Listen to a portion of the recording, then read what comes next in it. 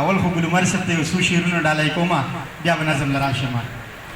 د ښار د شور راغلم، د ښار د شور راغلم، د سپین او تور راغلم، د کلي کور راغلم، په سر سرتور راغلم، د سترګو تور راغلم، د زړه ټکور راغلم، تا پسې ګوره راغلم، تا پسې ګوره راغلم.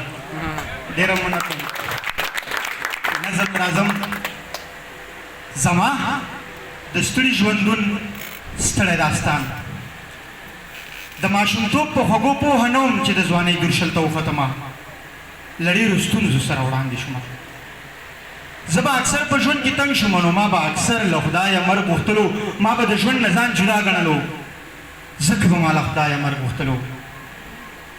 په یوه شپه له کاره ستړی راغلم، په وجود روغ وم، لکه مړی راغلم، سترګې مې پټې شوې، دستي ویده شوم، دستي لاسه کې چې بیخي ویده شوم. څوک راله راشي ما له خوبه پاڅوي، عمر صاحب څوک راله راشي ما له خوبه پاڅوي، زما وجود ما نه په کټ پاتې شي، زه خپل وجود د لاسه کلک ونیسم، زه خپل وجود ځان ته په زور راکاږم، د خپل وجود نه مخکې وروستو شمه. یو څو کسان مې ما له خواله راشي، زما وجود ما نه په بله یوسي، د خپل وجود پسې روان شم، زه بیخي په یو دوه کې حیران شم.